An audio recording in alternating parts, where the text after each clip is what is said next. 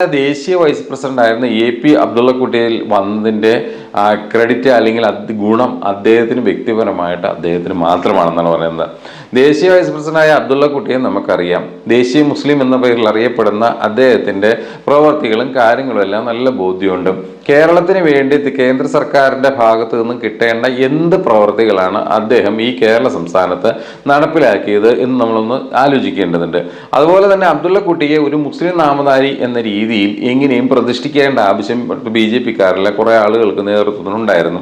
ഇതിനു വേണ്ടിയിട്ട് കെട്ടിയിറക്കിയ ഒരു പ്രസ്ഥാനമായിരുന്നു ഈ പറയുന്ന ആള്. ഇതിന്റെ ഇടയ്ക്ക് ഒരു സിനിമാ സംവിധായകൻ വന്നു പോയത് നമ്മളെല്ലാവരും കണ്ടതാണ്. പലരും ഇപ്പൊ എവിടെയാണെന്ന് പോലും അറിയത്തില്ല. അപ്പോൾ പുള്ളി എല്ലാം കടന്നു വന്ന് അവരുടെ കാശൊക്കെ മുടക്കി സിനിമയൊക്കെ നിർമ്മിക്കാന്നുള്ള പരിപാടിയൊക്കെ ഇട്ട് വന്ന് കാര്യങ്ങളൊക്കെ ചെയ്ത് കഴിഞ്ഞപ്പോൾ എല്ലാം തകർന്ന് തരിപ്പണമായി കുളം തോണ്ടുന്ന അവസ്ഥയാണ് കണ്ടത്. അതുപോലെ തന്നെ ഒരു മുതിർന്ന IAS ഉദ്യോഗസ്ഥനായിരുന്ന അൽഫോൻസ് കണ്ണന്താനം BJP-ക്കകത്തേക്ക് കടന്നു വന്നു. പുള്ളിയും വലിയ അംഗങ്ങളും പ്രസ്താവനകളും കാര്യങ്ങളും ഒക്കെ നടത്തി സംഭവം ശരിയാക്കി. ഒരു നിശ്ചിത സമയം കഴിഞ്ഞപ്പോൾ പുള്ളിയും ഇവിടെ നിന്ന് എസ്കേപ്പായി. അതുപോലെ തന്നെ മെട്രോമാൻ ശ്രീധരൻ ഇതിലേക്ക് കടന്നു വന്ന് കാര്യങ്ങളിലേക്കൊക്കെ ഇലക്ഷൻ കാര്യങ്ങളൊക്കെ നടത്തി തകർന്ന് തരിപ്പണമായി. കയ്യിലിരിപ്പ് കൊണ്ടും അതുപോലെ തന്നെ BJP-യോടെ ജനങ്ങൾക്കുള്ള സ്നേഹം കൊണ്ടും ശ്രീധരൻ ഒരിക്കലും അവിടെ ജയിക്കത്തില്ല എന്ന് അവർക്ക് തന്നെ അറിയാമായിരുന്നു. ഏതായാലും അതും തരിപ്പണമായി. ഈ വന്നു പോയവരെല്ലാം ഇവരുടെ എല്ലാ അവസ്ഥ എന്താണ്? ചില സ്ഥാനങ്ങൾ കിട്ടും, ചില അധികാരങ്ങൾ കിട്ടും എന്നുള്ള ബോധ്യമാണ് ഇവരെ ഇങ്ങോട്ടേക്ക് നയിച്ചത്. അതല്ലാതെ BJP-യോടുള്ള അന്ധമായ സ്നേഹമൊന്നും ആയിരുന്നില്ല ഇവരെ നയിക്കാൻ കാരണം. അപ്പൊ ഈ ഘട്ടത്തിൽ ഇതുപോലുള്ള വിഴുപ്പുകളെ കൊണ്ടുവന്ന് ഇവിടെ ആളുകൾക്ക് പണി ഉണ്ടാക്കരുത്, അല്ലെങ്കിൽ ഇവിടെ ഉള്ളിൽ ഉള്ള കുഴപ്പങ്ങൾ കൂടുതൽ വഷളാക്കാൻ ശ്രമിക്കരുത്, ജനാധിപത്യ മാതൃകയിൽ തന്നെ രീതിയിൽ തന്നെ മുന്നോട്ട് കൊണ്ടുപോകാൻ ബന്ധപ്പെട്ടവർ തയ്യാറാകണം എന്നുള്ള ഒരു സ്റ്റാൻഡാണ് ഇവിടെ CK പത്മനാഭൻ മുന്നോട്ട് വയ്ക്കുന്നത്. ഈ അബ്ദുള്ള കുട്ടിയെ വഖഫ് ബോർഡിന്റെ അല്ലെങ്കിൽ ഇത്തരത്തിലുള്ള ഹജ്ജ് കമ്മിറ്റിയുടെ ചെയർമാനൊക്കെ ആക്കി വച്ച് കഴിഞ്ഞിട്ട് അദ്ദേഹം പേഴ്സണലി പല ഗുണങ്ങളും നേടിയിട്ടുണ്ട്, പല കാര്യങ്ങളും നേടുന്നുണ്ട് എന്നുള്ള ആക്ഷേപം BJP-ക്കാരിൽ തന്നെ വരുന്നുണ്ട്. ചില പ്രത്യേക ആരോപണങ്ങളും ആക്ഷേപങ്ങളും ചില ധനസമ്പാദനമൊക്കെ മായി ബന്ധപ്പെട്ട് ചില സംഭവങ്ങൾ നടക്കുന്നതിനൊക്കെ എന്താണ് പറയാ, ഇതിന്റെ എല്ലാം ഇങ്ങനെ പ്രചാരണങ്ങൾ നടക്കുന്നുണ്ട്. പക്ഷെ ഇതിനകത്ത് എത്രത്തോളം വസ്തുത ഉണ്ടെന്നുള്ള ബോധ്യമൊന്നുമില്ല, കാരണം നമ്മുടെ മുമ്പിൽ തെളിവുകളൊന്നും കിട്ടിയിട്ടില്ല. പക്ഷെ എങ്കിൽ പോലും ഇത്തരക്കാരെ കൊണ്ടുവരുന്നതുകൊണ്ട് അവർക്ക് മാത്രമാണ് മെച്ചമുള്ളത്. പാർട്ടിക്കോ പ്രസ്ഥാനത്തിനോ സംവിധാനത്തിനോ യാതൊരുവിധ മെച്ചവും ഇല്ല എന്നാണ് CKP പറഞ്ഞു വയ്ക്കുന്നത്. അതുപോലെ തന്നെ CK പത്മനാഭൻ പറയുന്നുണ്ട്, കോൺഗ്രസ് വിമുക്ത ഭാരതം എന്ന മുദ്രാവാക്യം ഒരിക്കലും ശരിയല്ല. കാരണം വെച്ചാൽ BJP-ക്കെതിരെ നന്നായിട്ട് അടിക്കുകയാണ്. കാരണം വെച്ചാൽ കോൺഗ്രസ് വിമുക്ത ഭാരതം എന്ന് പറയുന്ന മുദ്രാവാക്യം ഉയർത്തിയത് BJP-ആണ്. അപ്പൊ അവരുടെ ദേശീയ സംസ്ഥാന നേതൃത്വങ്ങൾക്കെതിരെ തന്നെയാണ് ആഞ്ഞടിച്ചുകൊണ്ട് ഇപ്പോൾ CK പത്മനാഭൻ രംഗത്ത് വരുന്നത്. കാരണം എന്തേ വൈകിപ്പോയ പത്മനാഭേട്ട, എന്ത് ഇതിനു മുമ്പ് കണ്ടില്ലല്ലോ, മുമ്പേ വരാത്തത് എന്നുള്ള കാര്യങ്ങളിലൊന്നും ആശങ്കയ്ക്ക് അടിസ്ഥാനമില്ല എന്ന് പറയുന്നത്. ഓരോ മനുഷ്യനും ബോധോദയം ഉണ്ടാകുന്നത് എപ്പോഴാണെന്ന് പറയാൻ പറ്റിയല്ലോ. തലയിൽ ചിലർക്ക് ആപ്പിൾ വീഴുമ്പോൾ ബോധോദയം ഉണ്ടാകും, ചിലർക്ക് തേങ്ങ വീഴുമ്പോഴായിരിക്കും ചിലർക്ക് ബോധോദയം ഉണ്ടാകും, ചിലപ്പോൾ എല്ലാ സ്ഥാനങ്ങളും പോയി പരിത്യാഗിയായി മാറുമ്പോഴായിരിക്കും പലർക്കും ബോധോദയം ഉണ്ടാകുന്നത്. ഇവിടെ ഇപ്പോൾ ഏതാണ് സംഭവിച്ചത് എന്നുള്ള കാര്യത്തിൽ ഇപ്പോഴും ആശങ്ക നിലനിൽക്കുന്നുണ്ട്. ഏതായാലും ബോധോദയം ഉണ്ട് എന്ന് തന്നെ നമുക്ക് അങ്ങ് വിശ്വസിക്കാം. തെരഞ്ഞെടുപ്പ് ഫലം ജനാധിപത്യത്തിന് കരുത്താകുന്നതാണ്, അതായത് ഇന്ത്യയിലെ ജനതയ്ക്ക് കരുത്താകുന്നതാണ് തെരഞ്ഞെടുപ്പ് ഫലം എന്ന് CKP പറയുമ്പോൾ ഇന്ത്യ മുന്നണിയുടെ മുന്നേറ്റത്തെക്കുറിച്ചാണ് അദ്ദേഹം പറയുന്നത്. അതല്ലാതെ 400 സീറ്റ് കിട്ടുമെന്ന് പറഞ്ഞിരുന്ന അല്ലെങ്കിൽ അത്തരത്തിൽ പ്രഖ്യാപിച്ചിരുന്ന പല കാര്യങ്ങളിലും അത്ര ഇടപെടലുകളിലും ഒക്കെ സംഭവിച്ചിരിക്കുന്ന എന്താണ്? ഇവിടെ നടന്നിരിക്കുന്ന കാര്യങ്ങളിലും പ്രശ്നങ്ങളിലും ഉണ്ടായിരിക്കുന്ന കാര്യങ്ങൾ എന്താണ്? ശരിക്കും പറഞ്ഞാൽ വളരെ മോശമായ അവസ്ഥകളാണ് ഇവിടെ സംഭവിച്ചിരിക്കുന്നത്. ഈ കാര്യങ്ങളിലെല്ലാം ഉണ്ടായിരിക്കുന്ന വിഷയങ്ങൾ എന്താണ്? കാരണം വെച്ച് കഴിഞ്ഞാൽ ഇന്ത്യ മുന്നണിക്കാണ് ഇവിടെ നേട്ടം ഉണ്ടായിരിക്കുന്നത്. 400 സീറ്റ് എന്ന് പറഞ്ഞ് വന്ന മോഡിച്ചനും സംഘത്തിനും സംഭവിച്ച എന്താണ്? സീറ്റ് 50 തകരുകയാണ് ചെയ്തത്. അപ്പൊ CKP എന്താണ് പറയുന്നത്? തെരഞ്ഞെടുപ്പിന്റെ ഫലം വളരെ തോതിൽ പ്രശംസനീയമാണ്, അതുപോലെ ജനാധിപത്യത്തിന് കരുത്താകുമെന്ന് പറഞ്ഞാൽ അതിന്റെ അർത്ഥം ശക്തമായൊരു പ്രതിപക്ഷം വന്നിരിക്കുന്നു, ഇനി ഉടായ്പായിട്ട് മോഡി നടക്കരുതെന്ന് പച്ചയായി തന്നെ വളഞ്ഞ വഴിയിലൂടെ CKP പറഞ്ഞു വെക്കുന്നതാണ്. അതുപോലെ തന്നെ രാഹുൽ ഗാന്ധി പാർലമെന്റിലെ അവസരം നന്നായിട്ട് ഉപയോഗിച്ചു എന്ന് പറയുന്നുണ്ട്. അതിന്റെ കാരണം എന്തായിരിക്കും? നന്നായിട്ട് ഉപയോഗിച്ചു എന്ന് പറയുന്നതിന്റെ പിന്നിൽ തന്നെ ഒരു കാരണമുണ്ട്. രാഹുൽ ഗാന്ധി വളരെ സ്ട്രോങ് ആയി എന്നുള്ള കാര്യത്തിൽ ആർക്കും തർക്കമൊന്നുമില്ല. പ്രതിപക്ഷ നേതാവെന്ന രീതിയിൽ നല്ല രീതിയിലുള്ള പെർഫോമൻസ് ആണ് പാർലമെന്റിൽ നടപ്പിലാക്കുന്നത്. സ്വന്തം മണ്ഡലങ്ങളിൽ എത്രത്തോളം പെർഫോമൻസ് നടത്തുന്നുണ്ടെന്ന് ആ മണ്ഡലത്തിലുള്ളവർക്ക് പറയാൻ കഴിയുള്ളൂ. കാരണം എന്താ വെച്ചാൽ കേരളത്തിൽ വയനാട്ടിനെ സംബന്ധിച്ച് നോക്കിക്കഴിഞ്ഞാൽ സിറ്റിംഗ് MP ആയിരുന്നു. വയനാടിനെ സംബന്ധിച്ച് നോക്കിക്കഴിഞ്ഞാൽ ഇവിടെ നടന്നതിനെക്കുറിച്ച് അവർക്ക് തന്നെ, കോൺഗ്രസ്സുകാർക്ക് തന്നെ വലിയ ബോധ്യമില്ല. അതാണ് മുൻ MP മാർ MA ഷാനവാസിനെ പോലുള്ള പല MP മാരും അവിടെ ഇരുന്ന് പോയവരാണ്. അവരുടെയൊക്കെ കാലഘട്ടത്തിൽ നടന്ന വികസന പ്രവർത്തനങ്ങൾ ഇതും കൂടി കമ്പയർ ചെയ്യുമ്പോൾ വലിയ തോതിലുള്ള ഒരു അന്തരം ഉണ്ട് എന്ന് തന്നെയാണ് അവിടെ ഉള്ളവർ തന്നെ വ്യക്തമായിട്ട് പറയുന്നത്. അപ്പൊ ആ രീതിയിൽ മണ്ഡലത്തിൽ എന്താക്കി എന്നതിനപ്പുറം പാർലമെന്റിൽ പ്രതിപക്ഷ നേതാവ് എന്ന രീതിയിൽ പെർഫോം ചെയ്യുന്നു എന്നുള്ള CK പത്മനാഭന്റെ സ്റ്റേറ്റ്മെന്റ് ശരിയാണ്. കാരണം വെച്ച് കഴിഞ്ഞാൽ എല്ലാവരും അംഗീകരിക്കുന്ന കാര്യമാണ്. രാഷ്ട്രീയത്തെ ഗൗരവമായി കാണുന്നവർ കൃത്യമായിട്ട് നിരീക്ഷണ ബുദ്ധിയോടെ പറയുന്ന ഒരു കാര്യമാണ് ഇപ്പോൾ ഈ CKPയും പറഞ്ഞു വെക്കുന്നത്. അതായത് രാഹുൽ ഗാന്ധി കിട്ടിയ അവസരം പാർലമെന്റിൽ നന്നായിട്ട് ഉപയോഗിച്ചു എന്നാണ് പറഞ്ഞിരിക്കുന്നത്. BJPക്ക് കേരളത്തിൽ വേരോട്ടം ഉണ്ടാകണമെങ്കിൽ ന്യൂനപക്ഷങ്ങളുടെ പിന്തുണ വേണം എന്ന് പറയുന്നു. അപ്പോൾ CKPയുടെ ഒരു ചാട്ടം എവിടെയോ ഒന്ന് മനസ്സിലാവുന്നു തോന്നുന്നു. കാരണം CKP ഇപ്പോഴെവിടേക്കോ ഒരുള്ള യാത്രയിലാണ്, അല്ലെങ്കിൽ യാത്രയ്ക്കുള്ള പ്രിപ്പറേഷൻ നടത്തിക്കൊണ്ടിരിക്കുകയാണ്. ബാഗൊക്കെ എടുത്തു വെച്ച് ഡ്രസ്സൊക്കെ ശരിയാക്കി അത് കതർ തേക്കുമോ അല്ലെങ്കിൽ മറ്റെന്തെങ്കിലെയാണ് തേക്കാൻ പോണേ എന്നുള്ള കാര്യത്തിൽ ചെറിയ ഒരു സംശയങ്ങൾ മാത്രമേ ഉള്ളൂ. ബാക്കിയൊക്കെ ഏതാണ്ടൊക്കെ ഊഹിക്കാൻ കഴിയും. ഇതിൻ്റെ വരവും പോക്കും ഒക്കെ കാണുമ്പോൾ പഴയ കാരണവന്മാർ പറയുമ്പോൾ വാല് പൊക്കുമ്പോൾ അറിയാം എന്തിനാണ് എന്നുള്ള കാര്യങ്ങളിലേക്ക്. അപ്പം അതുകൊണ്ട് തന്നെ കൃത്യമായിട്ടും ഒരു ചാട്ടം മണക്കുന്നുണ്ടോ എന്നുള്ള സംശയം ഇവിടെ ഇപ്പോഴും നിലനിൽക്കുന്നുണ്ട്. പക്ഷേ ഏത് ചാടാൻ നിൽക്കുകയാണെങ്കിലും ഏത് വ്യക്തിയാണെങ്കിലും പറയുന്ന കാര്യത്തിന്റെ മെറിറ്റ് നമ്മൾ നോക്കണം. കാരണം വെച്ചാൽ ഇപ്പൊ എത്ര മദ്യപാനിയായി അലഞ്ഞു തിരിഞ്ഞ് നാട്ടിൽ കുഴപ്പങ്ങൾ ഉണ്ടാക്കിക്കൊണ്ട് ബഹളം ഉണ്ടാക്കിക്കൊണ്ട് നടക്കുന്ന ഒരു ആളാണെങ്കിലും അല്ലെങ്കിൽ സമൂഹത്തിൽ മൊത്തം പ്രശ്നം ഉണ്ടാക്കുന്ന ഒരാളാണെങ്കിലും അവർ പറയുന്ന കാര്യത്തിൽ ഗൗരവമുണ്ടോ എന്ന് അന്വേഷിക്കുന്നത് വളരെ ഗുണകരമാകും. അവർ പറയുന്ന കാര്യം എന്താണെന്ന് നമ്മൾ മനസ്സിലാക്കി പ്രവർത്തിച്ചാൽ പലപ്പോഴും ഗുണം ചെയ്യും എന്ന് തന്നെയാണ് നമുക്ക് മനസ്സിലാകുന്നത്.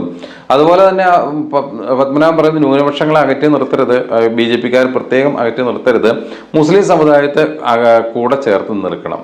ഇതിന് ശേഷം പെട്ടെന്നൊരു മുസ്ലിം പ്രേമമൊക്കെ CKPക്ക് ഉണ്ടായിട്ടുണ്ട്. അല്ലെങ്കിൽ BJP നേതാവിന് ഒരു മുസ്ലിം പ്രേമം ഉണ്ടാകുന്നുണ്ടെങ്കിൽ അതിന് പിന്നിൽ വലിയ എന്തൊക്കെയോ കളികൾ വരാനുണ്ട്. അല്ലെങ്കിൽ ന്യൂനപക്ഷത്തെ എത്രയെങ്കിലും ചേർത്ത് പിടിക്കാനായിട്ട് ഭയങ്കര സന്തോഷത്തോടെ വരുന്ന CKP അത്ര സെറ്റാണെന്ന് തോന്നുന്നില്ല. കാരണം വെച്ചാൽ ഇത്രയും കാലം ഈ പറഞ്ഞതുപോലെ തന്നെ കണ്ടില്ലല്ലോ അറിഞ്ഞില്ലല്ലോ എന്നുള്ളൊരു സ്റ്റാൻഡാണ് ഇവിടെ മറ്റുള്ളവർക്ക് മനസ്സിലാകുന്നത്. അപ്പൊ അതുകൊണ്ട് തന്നെ കൂടുതലായിട്ട് മുസ്ലിം സമുദായത്തെ അങ്ങ് സ്നേഹിച്ച് കെട്ടിപ്പിടിച്ച് ഉമ്മ വയ്ക്കാനുള്ള തീരുമാനം ഇതിന് കൊല്ലാനാണോ വളർത്താനാണോ എന്ന് അറിയാത്ത ഒരു അവസ്ഥയുണ്ട്. കാരണം വെച്ച് കഴിഞ്ഞാൽ കോഴിയുടെ അവസ്ഥയാണ്, അതല്ലെങ്കിൽ ചൂടുവെള്ളത്തിൽ വീണ പൂച്ചയുടെ അവസ്ഥയാണ്. ഇവരെന്തിനാ പോണേ എന്നുള്ള കാര്യത്തിൽ യാതൊരു ഒരു ഉറപ്പില്ല. അതുകൊണ്ട് തന്നെ ഇവരെന്താണ് ചെയ്യാൻ പോകണമെന്ന് അറിയത്തില്ല. അതുകൊണ്ട് വളരെ ജാഗ്രതയോടെ മുസ്ലിം സമുദായം ഇത്തരം കാര്യങ്ങൾ, അല്ലെങ്കിൽ ന്യൂനപക്ഷ സമുദായങ്ങൾ ഒരല്പം ജാഗ്രത ഈ കാര്യത്തിൽ കാണിക്കുന്നത് നന്നാവും. ഇല്ലെങ്കിൽ അനിൽ ആന്റണിയെ പോലുള്ള ആളുകളെ, PC ജോർജിനെ പോലുള്ള ആളുകളെ ചുമക്കുന്ന ഈ BJP, അല്ലെങ്കിൽ സുരേഷ് ഗോപിയെ പോലെ മഹാന്മാരെ ചുമക്കുന്ന ഈ BJP,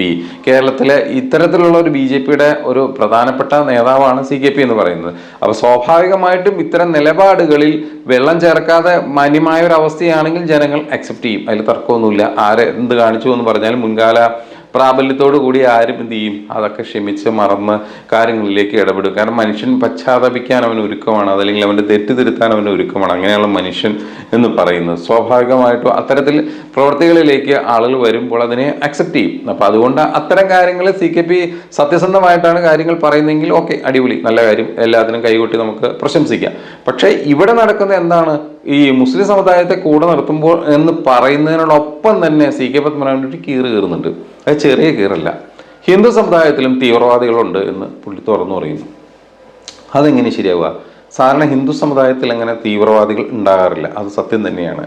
അതിലെ തീവ്രവാദികൾ ആ നാമം ധരിക്കുന്ന ചില ഹിന്ദുത്വവാദികളാണ്, അവരാണ് പൊതുവിൽ തീവ്രവാദികൾ. അല്ലാതെ ഹിന്ദു മതത്തിൽ അത്തരത്തിലുള്ള ഒരു സംഭവങ്ങളില്ല. കാരണം ഒരു സനാതന ഇന്ത്യയുടെ പാരമ്പര്യം ഉൾക്കൊള്ളുന്ന ഒരു മതവിഭാഗമാണ് ഹിന്ദുക്കൾ എന്ന് പറയുന്നത്, ഹിന്ദു മതവിശ്വാസികൾ എന്ന് പറയുന്നത്.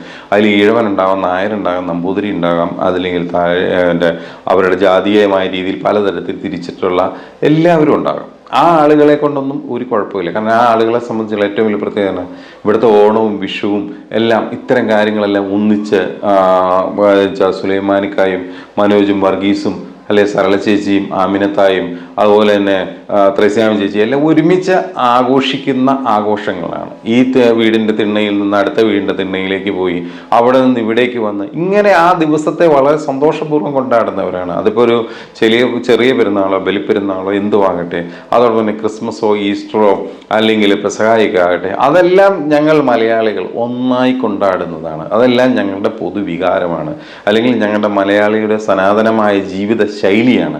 അതുകൊണ്ട് തന്നെ ഞങ്ങളിലേക്ക് വിഷം കുത്തിവെക്കാൻ ഏൽപ്പിച്ചാലൊന്നും അതൊന്നും ഏക്കാൻ പോണില്ല. അപ്പം ഈ ഘട്ടത്തിൽ പ്രധാനമായിട്ടും CKP ഒരു കാര്യം പറയുന്നു, അവിടെ തീവ്രവാദികളുണ്ട്.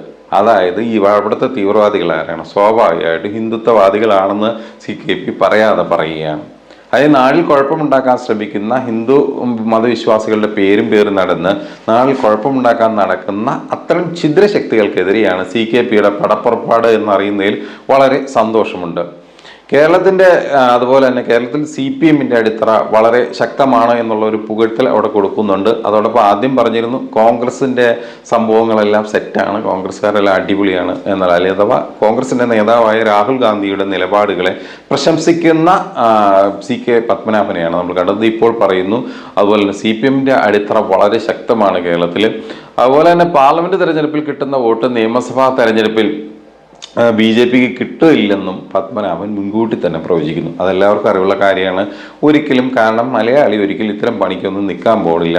തൃശ്ശൂർ ഞാൻ എടുത്തു ആയിക്കോട്ടെ. ഇപ്പോൾ ചെന്നിട്ട് പറഞ്ഞിരുന്നു പാലക്കാട് ഉപതെരഞ്ഞെടുപ്പിൽ പാലക്കാട് ഇങ്ങ് തന്നാൽ ഞങ്ങൾ കേരളം മൊത്തം കൂടെ കൂടി ഞങ്ങൾ എടുക്കും. അതുകൊണ്ടൊരു പേടിയുണ്ട്. കാരണം വെച്ച് കഴിഞ്ഞാൽ തൃശ്ശൂർ കാട്ടിക്കൂട്ടുന്ന അക്രമവും തോന്നിയാസം. അക്രമം മീൻസ് ആ പ്രയോഗ ശൈലിയാണ് ഞാൻ ഉദ്ദേശിച്ചത്. അക്രമി എന്നുള്ള വാക്കിനർത്ഥം സംഘർഷമുണ്ടാക്കുന്നു എന്നല്ല അതിനർത്ഥം. ആ പ്രയോഗ ശൈലിയും ആജ്ഞാശൈലിയും ഭയങ്കര ഒരു രാജാവാണെന്നുള്ള തോന്നലും ആ പെരുമാറ്റമൊക്കെ കണ്ടു കഴിഞ്ഞാൽ പാലക്കാടുകാർ എവിടെ ഇട്ട് വോട്ട് ചെയ്യാൻ? ഇനി പാലക്കാട് ഇങ്ങോട്ട് എടുക്കാൻ ശ്രമിച്ചാൽ അവരേതായാലും സംഭവിക്കില്ല. കാരണം അവർ പ്രബുദ്ധരായ ജനമാണ്. തൃശ്ശൂർക്കാർക്ക് ഒരു അബദ്ധം പറ്റി, അവരെ കുറ്റം പറഞ്ഞിട്ട് കാര്യമില്ല. കാണിച്ചു കൊടുത്ത പല ഗിമ്മിക്കുകളും പ്ലാവലയൊക്കെ കണ്ട് അവർ പെട്ടുപോയതാണ്. അത് മനഃപൂർവ്വമല്ല, ആ ജയിക്കൂലായിരുന്നു. പക്ഷെ എന്ത് ചെയ്ത് നമ്മുടെ മുരളിച്ചേട്ടനെ തോപ്പിക്കാൻ വേണ്ടിയിട്ട്, കരുണാകരൻ്റെ മോനെ തോപ്പിക്കാൻ വേണ്ടിയിട്ട് ഇവന്മാർ ഭയങ്കര പരിപാടി ഒപ്പിച്ചു. കാരണം ഉള്ള വോട്ടുകൾ മൊത്തം മറിച്ച് UDF വോട്ടുകൾ മൊത്തം മറിച്ചിട്ട് ഈ പറയുന്ന BJP സ്ഥാനാർത്ഥിക്ക് കൊടുത്തു. അങ്ങനെ സുരേഷ് ഗോപി ജയിച്ചു. സുരേഷ് ഗോപി ജയിച്ചപ്പോൾ എന്ത് സംഭവിച്ചു? കരുണാകരൻ്റെ മോനെ പുറത്തേക്ക് വലിച്ചെറിഞ്ഞു. ഇതാണ് ഇപ്പോൾ അവിടുത്തെ ഒരു പൊതു അവസ്ഥ. അപ്പം അതുകൊണ്ട് തന്നെ കേരളത്തിലേക്ക് ഇത്തരം പരിപ്പുമായിട്ട് നടക്കരുത്, ഇത്തരം പരിപാടിയായിട്ട് ഇറങ്ങിത്തിരിക്കരുത്. ഏതായാലും CK പത്മനാഭൻ ഇപ്പോൾ ഈ കാര്യം തുറന്നു പറഞ്ഞു എന്നുള്ളതിൽ വളരെ അഭിമാനം തോന്നുന്നുണ്ട്. CKP നിങ്ങൾക്കൊരു നല്ല നമസ്കാരം.